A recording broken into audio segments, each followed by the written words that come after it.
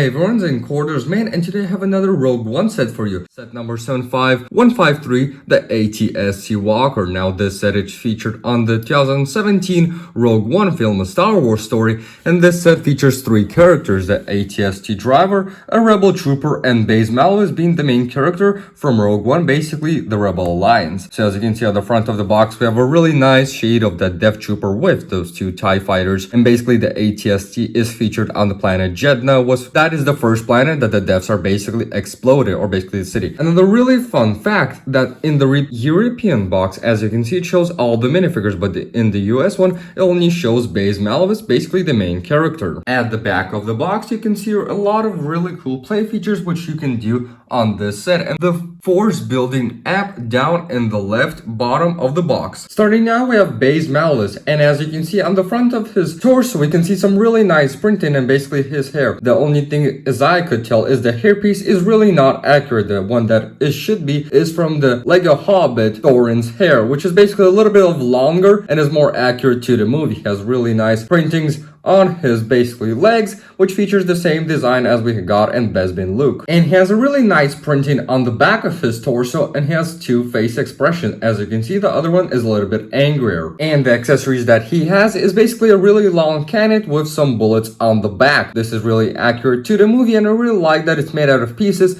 and it's not completely a new mold, which gives a little bit like what Lego is all about. Another minifigure included in this set is a Rebel Trooper, which has a really nice accessory, basically this gun. Yeah, it's a normal blaster, nothing so special, but the really cool thing that I really liked about him is the helmet design, and the leg printing is really actually exclusive to him. I didn't see any of this leg print in any other character, and as you can see, the helmet design, it looks actually really incredible. I didn't see any designs of this helmet in any other Rebel characters. A really nice back print for him, and sadly no double-sided face. Basically the two other minifigures have a double-sided face, but this one as badly doesn't. Last but not least, we have the ATSC Driver. Basically, I really like the helmet design for him, which I think is basically used on the new AT-AT General Veers. So as you can see, the printing on the legs look actually really incredible and accurate to the ATSC Driver. I really like the design of the torso, which they use the classic one for Imperial officers. He has a regular pistol. The printing on his head looks actually really accurate to the ATSC Driver, and basically heads up with the helmet. As you can see, he has another face expression and some really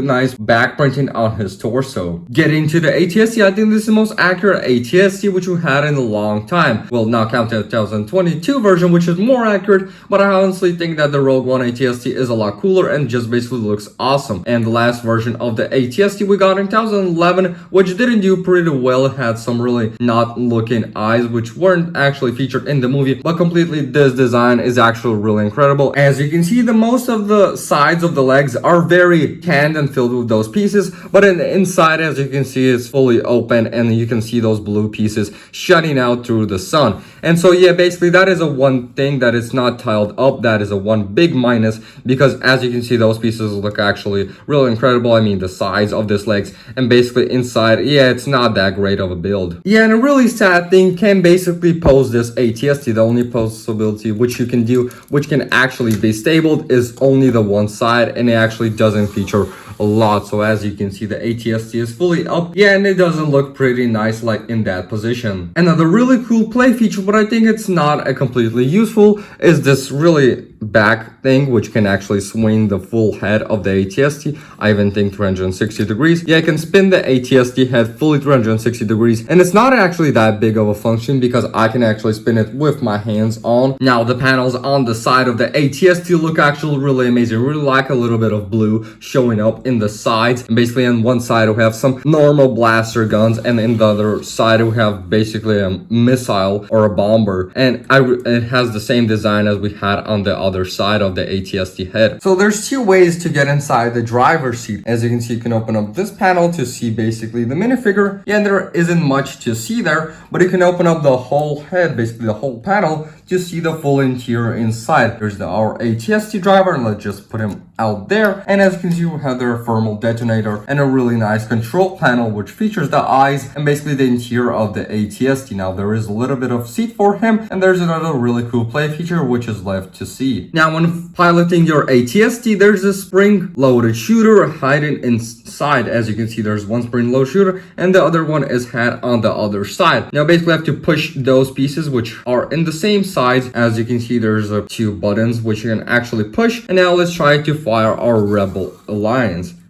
Pew.